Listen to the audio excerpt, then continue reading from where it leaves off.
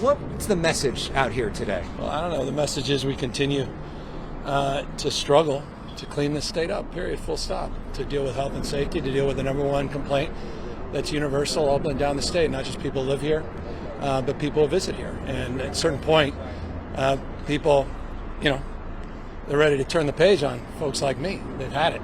And they're not interested in how much money we're spending. In fact, I think it's becoming more obnoxious the more we say we spend, and yet the results are not what they expect. And so, look, I'm just, instead of preaching from Sacramento on my desk with a suit and tie, this is probably the 5th or 6th time we've done this together over the last few years. This is not a stunt. This is what I do consistently. But right now with that executive order, I hope people understand I'm done. And I'm not going to continue to make the investments, unprecedented historic investments from the state level, unless I see the results at the local level. You put out an executive order getting encampments off of state ground, but strongly suggesting to cities and counties that they do their part. Are you satisfied with what cities and counties are doing? Because a place like LA City, LA County, kind of pushing back on what you're saying. Yeah, I mean, cities, I've been pretty impressed. Counties, no. Counties have been, there's a diffuse nature of leadership in a county. You have multiple members of boards of supervisors, mayor, there's one person accountable. I think Mayor Bass has done a wonderful job. She's been a great partner. You're seeing that, down 10.4%, over 10% decline in unsheltered homeless population last year. So that's progress. But I'm not seeing that at the county level. And with all due respect, there's no more excuses. Everything the cities and counties have asked for, the state of California has delivered, and the Supreme Court just delivered. So there's no more excuses. So where's the urgency? Drop everything else. Get out there and address the number 1, 2, and 3 issue in this state with an intensity of purpose. That's the kind of action I want to see. And again, for me, if we don't see it, it's not complicated.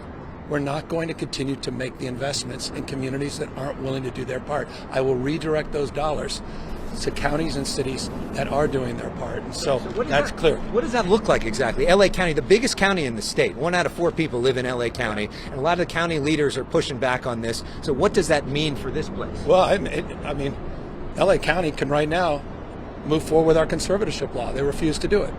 LA County right now could significantly increase the number of people getting support under the CARE Court. Unprecedented support into the county, billions and billions of dollars over the last few years.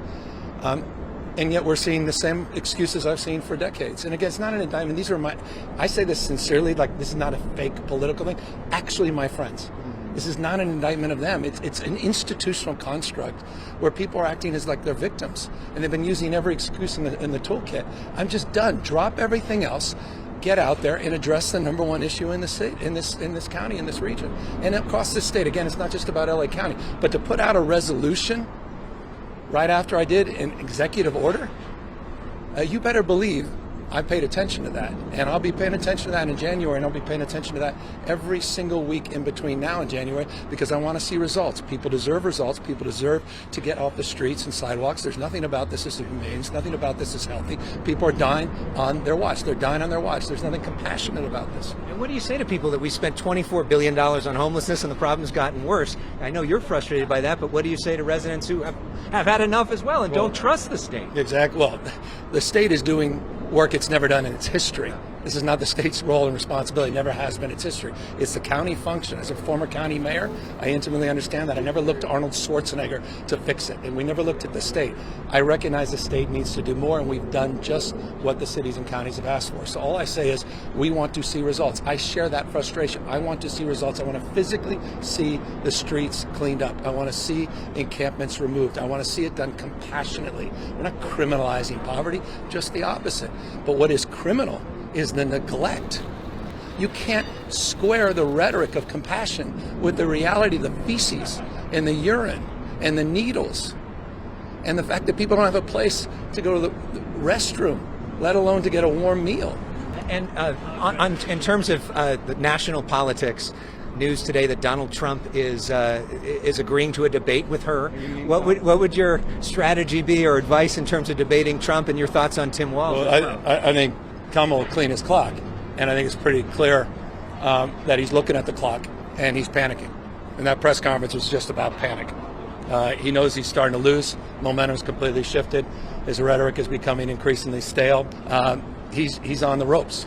just a week ago said I will never debate on ABC. Now he says, well, I'll do ABC, NBC, and Fox. It's just the guy's all over the place. He's got to regret his vice presidential choice, and Kamala Harris got a great vice president choice. And so I worry about how unhinged he can get over the course of the next few months. And I'm just grateful he's not the president of the United States, just a candidate. Just real quickly, it's Panda Day. You were just at San Diego at the National Zoo. We were in China helping to negotiate this sort of thing. Thank you. What did it mean to you to see the pandas? Well, as I said at the press conference today, it wasn't about the pandas. It was about what the pandas represent. If we can save the pandas, maybe we can save ourselves. If we can reconcile our differences as it relates to helping each other on biodiversity loss, on the climate, maybe we can also address the friction and all the stress that we're feeling between our two nations. I said it again, you heard me say it in China, divorce is not an option. And we just have to define the terms of our strategic red lines and our engagement moving forward. But at the end of the day, it's people to people, and it's about respect and understanding, and it's about capacity to learn from one another. It's about cultural exchanges, and to me, today represented that.